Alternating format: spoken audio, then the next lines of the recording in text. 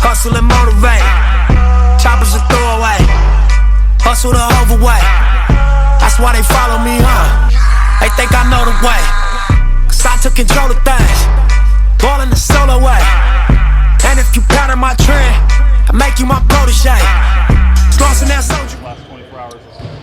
I mean, it was surprising. I found out a minute before everybody else did. So, How's it landed with you and with this team? I mean, I've been through a coaching change before. I think for some of the guys, it's the first time. But I mean, you got to keep moving. I think this is game 32, so you still have a long season to go. Mike had just pulled you aside right before that practice, and he kind of shared a little bit of it with us, obviously before he got let go.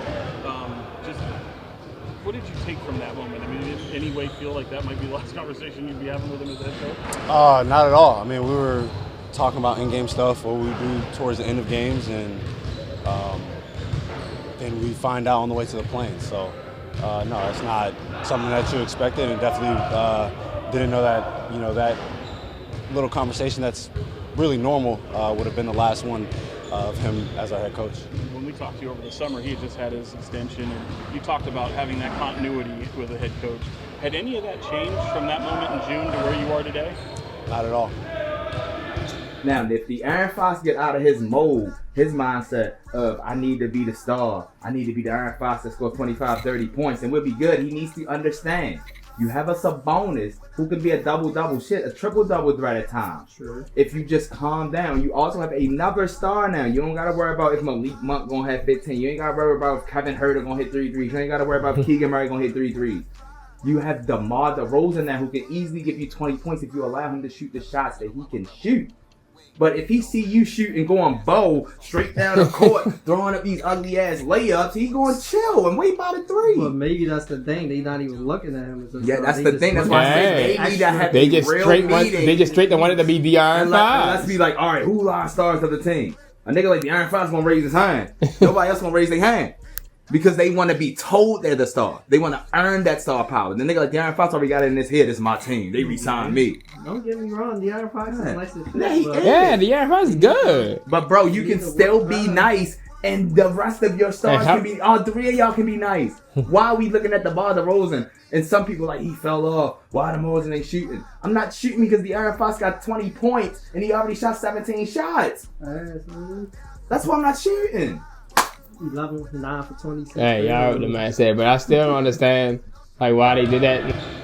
What was the plane ride like? Like, what was it like being there and finding it out, and you all kind of wondering what was going to happen there? Well, so we left a little bit later because things have to happen.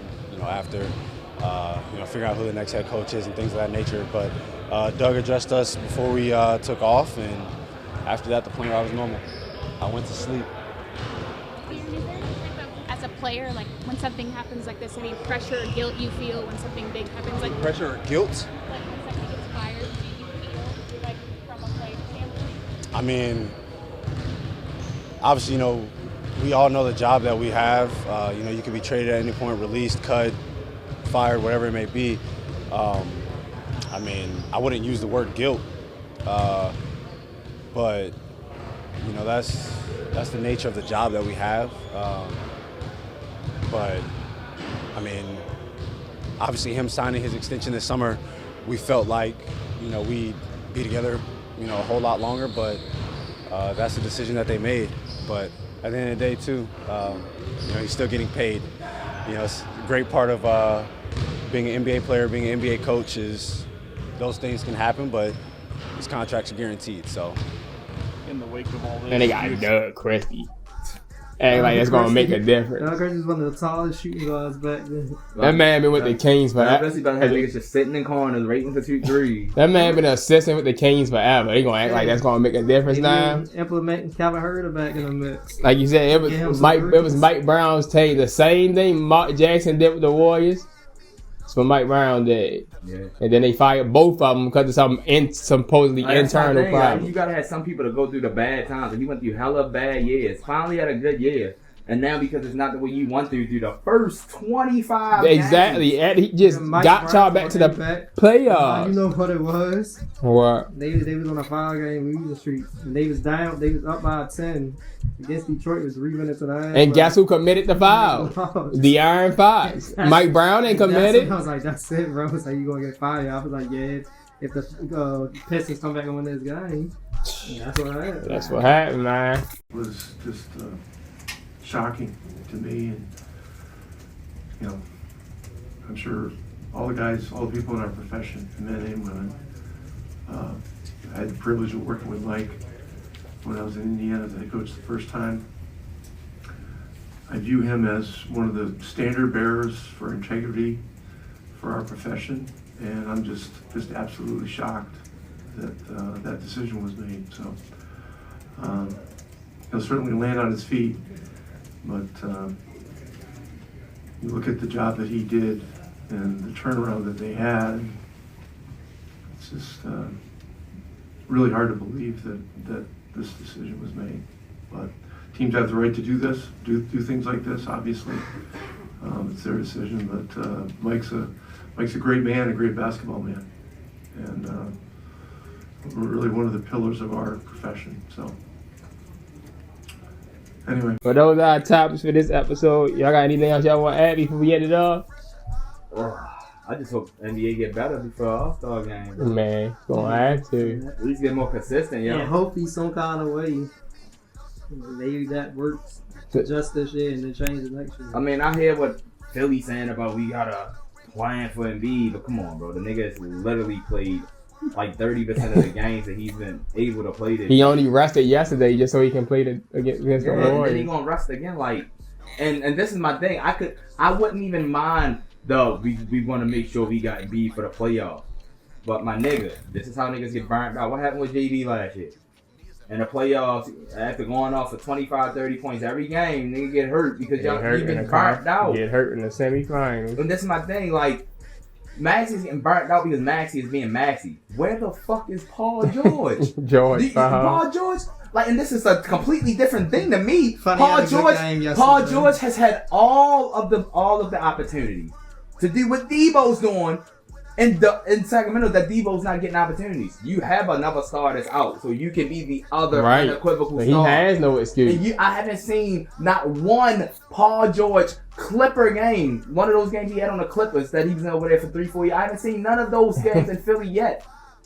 Bro. Can I get a 25-5-5 game from Paul George? We waiting, Paul George. God damn. That's it. What if Maxey got to go for 35-6? Why can't Uber got to have 15? And you got Paul George right there. You even got your boots for like having 15. Like, come on, bro. Uber can get 15. That's what I'm saying. They can. But y'all niggas are hovering in the back of the Eastern Conference. He's sitting there with 12 points. Y'all are not as good as y'all think y'all are to be like, we be good as long as we a 7-8 seed. True. Because if you're a 7-8 seed, you playing the Bucks. You playing the Celtics. You not playing the Hogs. You ain't playing the Magic if you the 7-8 seed talking about we gonna wait till to get it together. No, but the way the East is, I think they can make it to the 6th or 5th seed. They already climbed up in the playoffs. I don't care about making the 5th or 6th seed. What about them niggas that climbed up to get the 3rd and 4th seed? He still you don't think they want to take their ass out? The same way. Yeah, we seen what MB can do on one leg, 30 points per game, but that ass still lost though, didn't it? And we also see what MB doing in the playoffs. And all I'm saying is, all that shit's cool. We know what MB gonna do in the playoffs if they make it. We know what Maxey gonna do. But all I'm saying is, I haven't been able to trust Paul George show up since the Western Conference Finals during the COVID. Yeah. When am I gonna get that Paul George? Only person we trust is Maxey. I'm out. That was my last. Yeah, all right, what I said. We out. I know Chuck's probably upset that, Mike Brown was let go, but I think Doug Christie, he was there, obviously, in the locker room. Mike Brown was complaining about how the guys don't listen, so obviously he kind of lost the locker room. So I think Doug has done a great job of not repeating that, letting the guys go out. And like I said, they're playing with a lot more energy, and they look pretty good. Yeah, and we just disagree because, the players never take responsibility for getting coaches fired. You saw the same thing with the Lakers. You see the same thing with the Suns. Players have to play. Mike Brown won Coach of the Year a couple years ago. He didn't start sucking as a coach. That team, they got DeMar DeRozan and regressing. Like a couple years ago when they took the Warriors to 7 games, we're like, man, this team got a really, really bright future. and they have regressed. And it's easy to blame coaches, but players take zero responsibilities, and that really pisses me off. Well, you know, again, I think you both have valid points. Pick a side. Don't be scared of Shaq. First of all, you both have valid points. Where does that come from? I don't know. Don't be scared of Shaq. Yeah, you both have valid points. But it also comes down to a situation where you look at players, sometimes an assistant coach has a different ear to players. And being an assistant coach, he's able to say certain things while he's an assistant. Now, it's a big difference when you move 6 feet over to actually say those same things. But he might have had a belief in a couple of other guys who may have been struggling or not playing well, that now they go, oh, he's the coach, he believes in me. Now, can you play well for Mike Brown, who's been the coach of the year? Hell yeah. Like, there's no reason you should not be able to play well for him. But you have to factor in human nature of what Shaq is saying. The human nature of it is there is a switch that sometimes players turn on. Anytime you fire a coach, there's going to be a immediate energy. But like you said earlier, we'll know more in 2 or 3 weeks. But I just don't think it's fair when we're in this, the coach has to get fired. Like, first of all, some of these general managers suck. But think about this. Maybe Sacramento overachieved with him. No, they didn't. No, I'm talking about because the West has gotten better. Ja Morant is back. They got better, too. They got DeMar DeRozan. But Ja Morant is back. They got DeMar DeRozan. Is DeMar DeRozan a good player? Terrific player. Terrific player. So they should have gotten better with the addition of DeMar DeRozan, except they have regressed. And listen, I like Doug Christie. I wish him nothing but the best. But at some point, we as players, we have to take responsibility when we're not doing our job. They're the worst defensive team in the league. They've been that, even when they were winning, they were bad offensively. Whose fault is that? The players. Okay.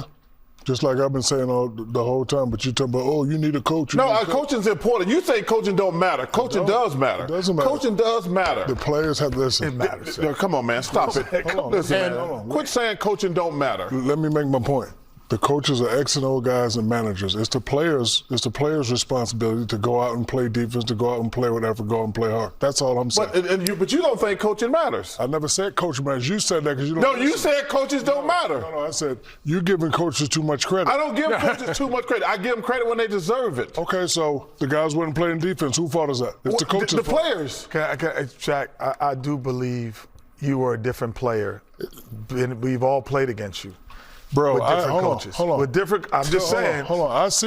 I've seen you, one of the greatest players that ever touched the ball, play differently under different coaches. And you know who I got that from? I seen y'all when Rudy Tomvich called the play. I seen you say, no, we're not doing that. We're going to Akeem. Doesn't mean we don't believe in him. Or he didn't make a difference. Well, obviously you didn't believe him if you didn't. I didn't believe him for one play. It doesn't matter.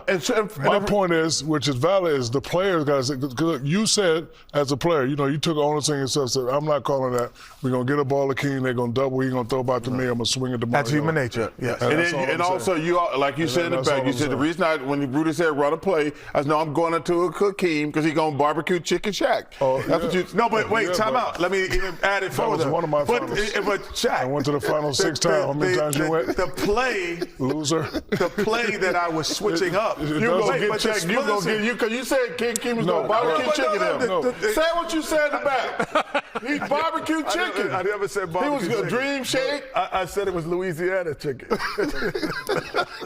Okay. All of that being said, Doug Christie is 8-2 as the head coach. Wait, do you want to stay here all night? Or do you want to do some more highlights? I got a rebuttal. When I knock your damn teeth out your mouth, you ain't gonna be able to eat no chicken. How about that? Chicken noodle soup. Yeah. Teeth out your mouth.